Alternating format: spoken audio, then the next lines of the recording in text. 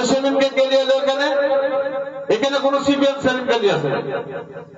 এই সেলিমকে নিয়ে আসার পেছনে একমাত্র যার কাণ্ড হয়েছে অধীর চৌধুরী।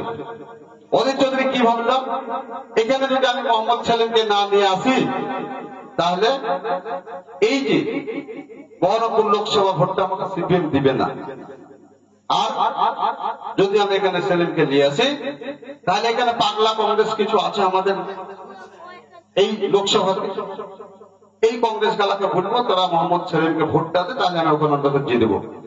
মানুষ পাগল নেই, নেতা পাগল।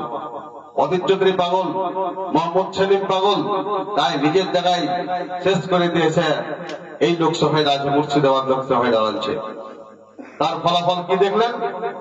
1,65,000। ওনারা বলছিলেন সামান্য সামথিং আগায়নি,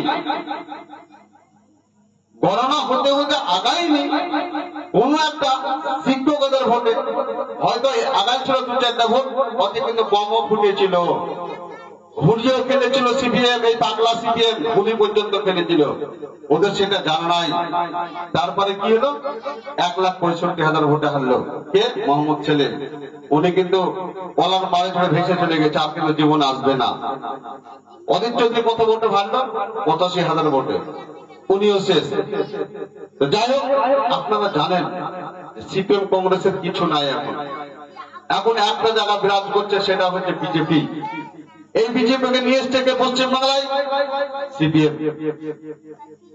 যদি বলি কেন, আপনারা ভাবে দেখেন যে এই পশ্চিমবাংলায় একমাত্র বিজেপিকে নিয়ে আসার মেন কান্ডারি হচ্ছে সিপিএম কংগ্রেস। তারা এখন তাদের মাটি খুঁজে পাচ্ছে না। মানুষ আপনি ভালো করে জানেন, আপনাদেরকে যদি আমি কোনো জায়গায় ফেলে দিই, সেইখান থেকে ব্যাক করে নিয়ে আসা খুব মুশকিল আছে। এটা কিন্তু প্রদেশ কংগ্রেস জানতো না, সেটা কিন্তু তার ফল পেয়ে গেছে। সিপিএম অলরেডি ফল পেয়ে গেছে। আজ তারা 2%, 3%, 4% ভোটে পশ্চিমবাংলায় বসবাস করছে। আর কিছু সিপিএম এখানে এসে বলছে যে আমরা অমুক আছি, তমুক আছি, তমুক আছি। আজ আপনারা দেখেন, আমাদের পঞ্চায়েত নির্বাচন হওয়ার পর এইখানে দাসপাড়ায় একটা ফাঁকা জায়গা আছে, দাসের ওখানে আপনারা জানেন, একটা সময় করতে এসেছিলাম, ওখানে 130 মিটার না 35 মিটার টোটাল রাস্তা আছে। ওই রাস্তাটা করতে এসছে 90 মিটার হয়েছিল, 30 মিটার বাকি ছিল। ওখানকার মানুষ আমাকে বললেন, দেখেন এই 90 মিটার যদি হয়ে যায় 30 মিটার কে করবে, 35 মিটার হবে না। তা আমি বলেছিলাম করে দেবো, যান, অসুবিধা কিছু নেই। অলরেডি ওই রাস্তাটাকে বন্ধ রাখলাম, 90 মিটার রাস্তা। তারপরে করেছি কি টোটাল 135 মিটার রাস্তা টেন্ডারে অর্ডার দিয়ে দিয়েছি, রাস্তাটা 2-3 দিনের মধ্যে হয়ে যাবে। মালটাল কমপ্লিট করতে ফেলতে বলে দিয়েছি, ওই রাস্তাটা হয়ে যাবে। এই উন্নয়ন কে করছে? কোন সিপিএম কংগ্রেস জীবনে করেছে এরকম উন্নয়ন? এরকম টাকা আগে ছিল না। 2011 সালের আগে টাকা ছিল না, ছিল, মানসিকতা নাই। যে মানসিকতা বিরাজ করে, সেই মানসিকতা সিপিএম কংগ্রেসের ছিল না। যেটা আমাদের নেত্রী মমতা ব্যানার্জির আছে, যেটা আমাদের নেতা অভিষেক বন্দ্যোপাধ্যায়ের আছে, যেটা আমাদের নেতা সমীর হোসেনের আছে। আপনারা জানেন দুর্লভপুর থেকে যেটা কাঞ্চনপুর রোডটা আছে, প্রায় 2,23-24 লক্ষ টাকার কাজ, এই কাজটা করা হয়েছে। আপনারা যে রাস্তায় দাঁড়িয়ে এখন আপাতত যোগদান সভাটা শুনছেন, সেটাও কিন্তু আমাদের সমীর হোসেনের করা, মমতা ব্যানার্জি অভিষেক বন্দ্যোপাধ্যায়ের করা। আপনি দেখান দুর্লভপুর সোনা তালা কোথায় বাকি আছে।